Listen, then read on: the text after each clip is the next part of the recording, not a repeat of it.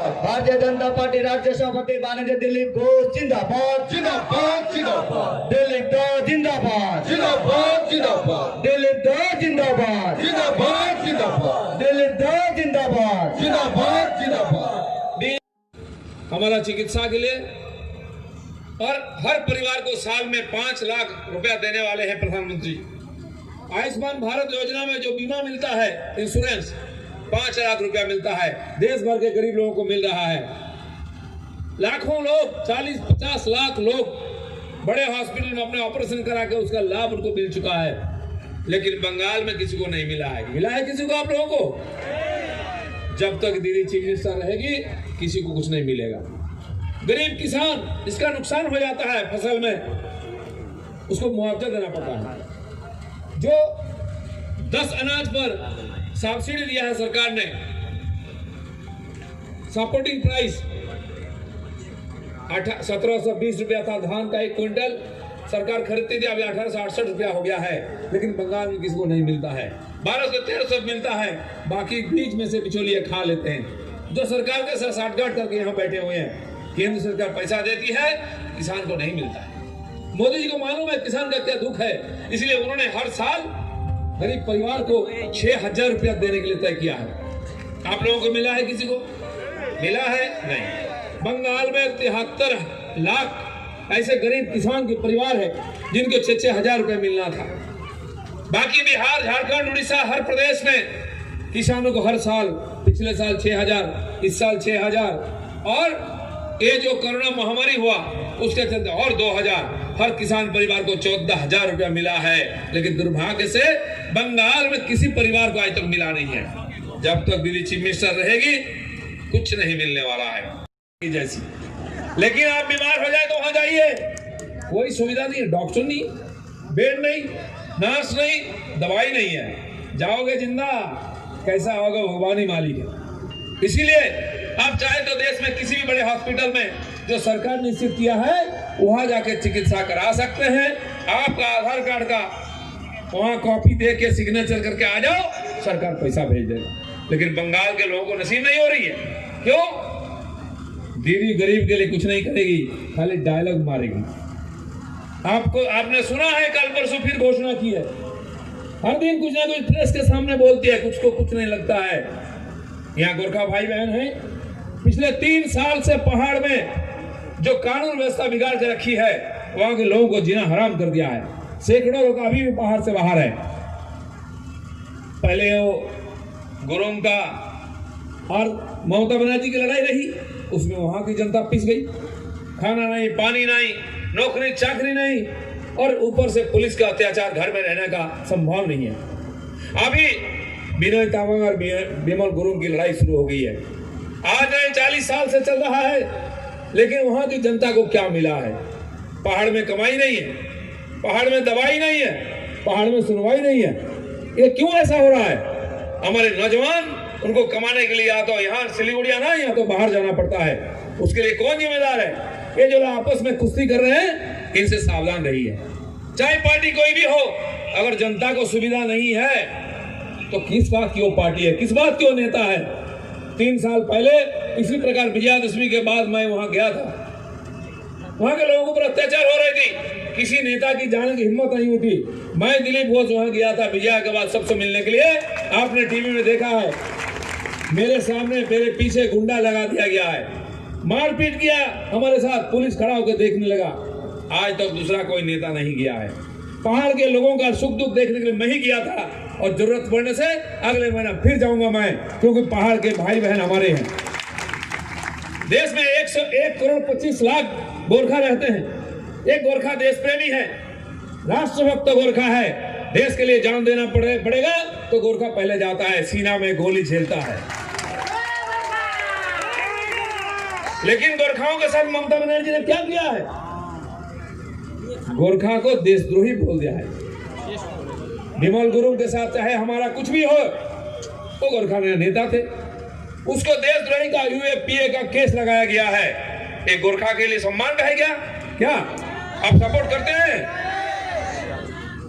उनको खूनी बनाया गया है, उनको पहाड़ से नहीं बंगाल से निकाल दिया गया है, देश से निकाल दिया गया है। क्या क्या बातें किया उनके बारे में। और आज जब पहाड़ जीतने की बात आई, राजनीति की हित की बात आई, वही गुरुंग को फिर दीदी ने अपना लिया है। जब उनके विरोध में थे तब गुरुंग था देशद्रोही, शैतान था। आज जरूरत पड़ा तो उनके पल्लू के नीचे आ गए तो उनके भाई बन गए। आश्चर्य की बात है, दीदी की ये जो नीति है, कभी दूर कभी पास। पहले ये भी समय था, एक समय बिमल जी ने दीदी को पहाड़ का माँ बोला था कि नहीं? माँ कैसे सौतेली माँ हो गए? उसी बेटा को पहाड़ से निकाल दिए। आज जरूरत पड़ा तो बेटा को फिर ले आए। ये राजनीति के खेल है। मैं यहाँ की गरीब जनता को, डुअर्स की और पहाड़ को मैं बोलता हूँ, भाई आप इस देश के नागरिक हैं। नरेंद्र मोदी के द्वारा हो सकता है अगले 2021 में जब विधानसभा चुनाव होने वाला है, तब यहां बदल करिए। ऊपर में मोदी राज, नीचे में मोदी राज, तब बंगाल की विकास होगी, बंगाल की जनता की सुरक्षा होगी, मां बहनों की सुरक्षा होगी। यहां आप सुना है कि पहाड़ के लिए अलग बैटालियन दीदी बना रही है। आपके जानकारी के लिए मैं बता रहा हूं, मैं मेदिनीपुर का एमपी हूं, मैं खड़गपुर में एमएलए रहा हूं। वहां एक बैटालियन है, 3 बैटालियन है, EFR ईस्टर्न फ्रंटियर राइफल। वो गोरखा लोगों का ही था, आज आधा भी गोरखा नहीं है, रिक्रूटमेंट नहीं होती है, वो वहां बस गए, उनके बच्चों को नौकरी नहीं है। मैं जब जाता हूं माता बहनें बोलते हैं कि एक बार फिर FIR में रिक्रूटमेंट आप शुरू कराइए, लेकिन वो बंगाल पुलिस में है, हम कुछ नहीं कर सकते। जब भाजपा की सरकार आएगी जरूर हम उसके लिए कुछ ना कुछ करेंगे। लेकिन जिन्होंने गोरखाओं को हर बार बेवकूफ बनाने का प्रयास किया है, आज भी हो रही है। कोई सुविधा नहीं है, जो था वो छीन लिया गया है, फिर दोबारा सपना दिखाया जा रहा है। इस भुलावे में नहीं आना भाइयों। यहाँ अपने राजवंशी भाई हैं उत्तर बंगाल में, उनकी भी काफी पुरानी डिमांड है। दीदी ने उनके लिए कुछ नहीं किया है, कुछ नेताओं को पैसा देके खरीद लिया है। आज नारायणी सेना की बात कर रही है दीदी। पिछले 10 साल आप क्या सो रही थी? जब लोग रो रहे थे, लड़ाई कर रहे थे, मेमोरेंडम दे रहे थे, आपकी आवाज नहीं आई, आपकी कलम नहीं चली, कुछ नहीं बोले। आज जब मौका आ गया है, लोगों ने आपको सबक सिखाना शुरू किया है। लोगों ने पंचायत चुनाव में दीदी को हराया, नॉर्थ बंगाल में पार्लियामेंट चुनाव में हराया है, विधानसभा में भी हराने वाले हैं। भनक लगते ही दीदी आप अनस्ताप बोलने लगी है, झूठ मूठ प्रचार कर रही है, ये कर देंगे वो कर देंगे। आपका अगर करने का कोई हिम्मत होता, आज बंगाल की बदल जाती चेहरा, वो आपसे होने वाली नहीं है। आपने बहुत किया है, थक गई है। 6 महीने के बाद आपको पूर्ण विश्राम दे देंगे, काली घाट में जाकर आराम करेंगे आप। जनता त्रस्त हो गई है, कानून व्यवस्था नहीं है, कोई उद्योग धंधा नहीं है। आप देखिएगा, दुर्गा पूजा उद्घाटन हो गया, काली पूजा उद्घाटन कर रहे हैं दीदी मोनी। कोई कारखाना, कोई उद्योग उद्घाटन करने को भी देखा है दीदी को? कभी नहीं देखेंगे आप। ये TMC और दीदी के सरकार के कारण, अगर केंद्र सरकार की विकास की योजनाएं हैं, उसका लाभ लेना है तो आपको भी दिल्ली के साथ चलना है।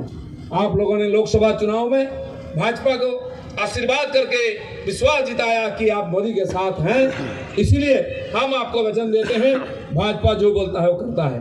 जो स्टेट में, जो राज्य में है, वहां देखिए, आप भी बाहर जाते होंगे, बीजेपी शासित राज्य में देखिए, रास्ता देखिए, कारखाना देखिए, और कानून व्यवस्था देखिए, महिलाओं की सुरक्षा देखिए, सब सुरक्षित हैं। बंगाल में नहीं है। अगर ये सब चाहिए तो बंगाल में भाजपा की राज, मोदी की राज लाना है। इसलिए लड़ाई कर रहे हैं हम लोग, हम इसका विरोध कर रहे हैं। इसलिए लगभग 28,000 केसेस हमारे ऊपर चल रहे हैं। 1 लाख से भी ज्यादा कार्यकर्ता इस केस में, झूठे केस दिया जा रहा है, मुकदमा। हजारों लोग बेघर हैं, पुलिस के अत्याचार से घर से भागे हुए हैं, और हजारों कार्यकर्ता जेल में हैं। बिना मतलब का हमारे कार्यक्रम में बाधा लगा जाता है। अभी रास्ता में ईंटा पत्थर मार रहे थे हमको आने के लिए। यहाँ ईंटा पत्थर गोली चलती है, कोई अच्छी काम नहीं होती है। सारा दुनिया का टेररिस्ट यहाँ आके छुपे हुए हैं। मुर्शिदाबाद में अलकायदा, सिमी, जमात के लोग पकड़े जाते हैं। क्यों? दिल्ली जिंदाबाद, कोई नहीं हाथ लगाएगा। हाँ रहो, बम फोड़ो, बंदूक बनाओ, कुछ भी करो, कोई नहीं बोलने वाला। सांप्रदायिक दंगा हो रही है। इसलिए मित्रों, परिवर्तन जरूरी है। किसान से लेके मजदूर, युवा, महिला, SC, ST, OBC, गोरखा कोई सुरक्षित नहीं है। सुरक्षा तब मिलेगी जब भाजपा की राज होगा। जुड़े हुए हैं, ये बहुत बड़ी बात है। इसलिए मन में हमेशा इच्छा होता है दूर दूर रह रहे हमारे भाई बहने जो मोदी जी के साथ हैं, भाजपा के साथ हैं, उनके साथ बार बार हम मिले, उनकी सुख दुख का हम सुने।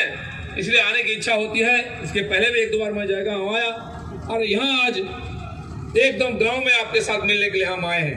हमारे सांसद ने बताया यहाँ जो नदी है उसमें 3 ब्रिज को बनाने का है। काफी दिन का हमारा डिमांड है, उन्होंने लिख के दिया है। DPR बन रही है, मुझे लगता है बहुत जल्दी काम शुरू हो जाएगा। बंगाल में परिवर्तन होने जा रही है। 10 साल पहले लोगों ने एक बार परिवर्तन किया था। CPM का अत्याचार से बचने के लिए लोगों ने अपना लोकतांत्रिक अधिकार को सुरक्षित रखने के लिए एक बार परिवर्तन किया था। दीदी का हाथ को सख्त किया था, दीदी का हाथ पकड़ करके बंगाल में परिवर्तन हुआ था। लेकिन सबसे दुर्भाग्य की बात है, एक महिला मुख्यमंत्री के नेतृत्व में हमारे माता बहनें सबसे ज्यादा असुरक्षित है। पूरा बंगाल में महिलाओं के ऊपर अत्याचार हो रही, बलात्कार हो रही, हत्याएं हो रही। हिंसा और बलात्कार बंगाल की आम घटना हो चुकी है। इसीलिए महिलाओं की सुरक्षा के लिए हमारे यहाँ नौकरी ढूंढो तो बंगाल में नहीं मिलता, आपको गुजरात जाना पड़ता है, महाराष्ट्र, दिल्ली, मध्य प्रदेश, महाराष्ट्र जाना पड़ता है। ये जो लॉकडाउन हो गया, पूरा देश में हर प्रदेश के जो लोग वहाँ नौकरी करते थे वहाँ की सरकार ट्रेन चला के लेके गई। केंद्र सरकार ट्रेन चलाया, दीदी ने ट्रेन नहीं मंगवाया यहाँ, इसलिए हमारे बच्चे वहीं रह गए तकलीफ के साथ। आने की उसकी मौका नहीं मिली, घर वालों से मिलने की भी मौका नहीं मिली है। अब देखिए माननीय प्रधानमंत्री जी जो गरीबों का मसीहा है, सरकार बनते ही उन्होंने बोला था मेरी सरकार गरीब की सरकार है, गरीबों के लिए निवेदित सरकार है, समर्पित सरकार है। और लगभग 103 योजना बना करके गरीबों का घर तक, आवास योजना में घर बना के देना, स्वच्छ भारत में शौचालय बना के देना, घर तक पानी बिजली पहुंचाना। দিলীপ দা, দুটা প্রশ্ন। আজকে সারাদিনে আপনার সঙ্গে কি কি হলো আর গতকাল পশ্চিমবঙ্গের বিজেপি কর্মীদের নিয়ে উদ্বেগ প্রকাশ করেছেন, কি বলবেন? দেখুন, পশ্চিমবাংলায় যে হিংসার রাজনীতি চলছে, CPM এর আমল থেকে শুরু হয়েছে, চলেছে। গত 4-5 বছরে আমাদের প্রায় 120 জন কর্মীকে হত্যা করা হয়েছে। দুর্গা পূজার সময় 5-6 জন মারা গেছেন। গতকাল একজন কাঁথিতে মারা গেছে। সোজাসুজি খুন করা হচ্ছে বিজেপিকে আটকাবার জন্য, কিন্তু তাতে বিজেপি আটকানো যাচ্ছে না। সাধারণ মানুষ এখন বিজেপির সঙ্গে চলে এসেছে। এটা দিল্লি পর্যন্ত আমাদের নেতারা জানেন। প্রধানমন্ত্রী বারবার চিন্তা ব্যক্ত করেছেন, কালকে আবার এটা উল্লেখ করেছেন। সেই জন্য পশ্চিমবাংলার রাজনৈতিক পরিবর্তন দরকার, তাহলে বিজেপি সরকার এলে হিংসা বন্ধ হবে। আমাদেরকে সব জায়গায় আটকানোর চেষ্টা হয়েছে।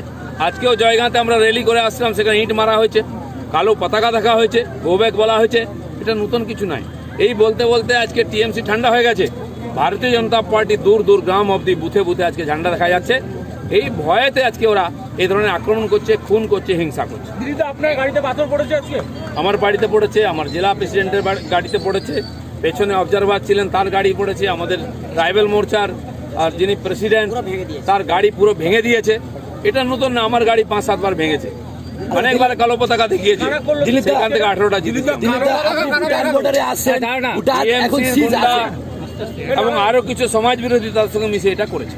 দাদা, ভুটান এটা মেন ভুটান ক্ষেত্রে আছে স্যার, এখানে ভুটান গেট বন্ধ আছে অনেকদিন থেকে, এখানকার যে লোক আছে ও পলায়ন করছে, এটা নিয়ে আপনি দেখুন, ভুটান গেট বন্ধ আছে। আমাদের MLA, আমাদের MP তারা লিখেছেন আগে 60টা গাড়ি যেত, এখন গাড়ি বেড়েছে কিনা, গাড়ি বেশি যাচ্ছে কিনা, শুরু হয়েছে। আমার মনে হয় আস্তে আস্তে Bangladesh border, Bhutan border, Nepal border আস্তে আস্তে খুলে যাবে। ভুটান নিজেকে সুরক্ষিত রেখেছে, তারা অনুমতি দিচ্ছে না, নেগোসিয়েশন চলছে। আমার মনে হয় আস্তে আস্তে নর্মাল হবে। দাদা, আপনি যেখানেই যাচ্ছেন দলীয় কর্মসূচিতে, সেখানে যুব তৃণমূল কংগ্রেস স্যানিটাইজ করছে, বলছে করোনার চেয়েও বেশি। আগে মনটাকে স্যানিটাইজ করুন। পশ্চিমবাংলায় কেন মাত্র 40-45 হাজার টেস্ট হচ্ছে? বিহারের 1.5 লাখ হচ্ছে, উড়িষ্যা 1 লাখ হচ্ছে, উত্তরপ্রদেশে 2 লাখ হচ্ছে। সত্যকে চাপা দেওয়ার জন্য চেষ্টা করছেন ওনারা। 4000-এর বেশি দেখাবেন না পজিটিভ, আর 45,000-এর বেশি করবেন না। 1 লাখ টেস্ট করুন, দেখবেন পশ্চিমবাংলায় কি চলছে। চ্যাম্পিয়ন হয়ে যাবে ওয়েস্ট বেঙ্গল, ভারতবর্ষের মধ্যে এগিয়ে বাংলা করোনাতে হয়ে যাবে। লুকিয়ে রেখে অন্যকে দোষ দিচ্ছেন, নিজের অযোগ্যতা চাপা দেওয়ার চেষ্টা করছেন। পশ্চিমবঙ্গের মানুষ সব বোঝেন। দাদা, দিদি কালকে বলেছেন তৃণমূলকে সমর্থন করবেন 21-এ, কোনো প্রভাব পড়বে? আগেও সমর্থন করেছিলেন, পাহাড়ের তৃণমূল আছে আজকে? ভারতীয় জনতা পার্টির সঙ্গে পাহাড়ের লোক আছেন, ডুয়ার্সের লোক আছেন, উত্তরবাংলার লোক আছেন, সেজন্য কে কাকে সমর্থন করছে কিছু যায় আসে না। ওনারা নিজের ব্যবসা ঠিক রাখুন, আমরা সাধারণ মানুষের সেবা করতে চাই। দাদা, মুখ্যমন্ত্রী 3টা পুলিশের ব্যাটালিয়নের উদ্বোধন মানে ঘোষণা করেন। বলে দিয়েছি।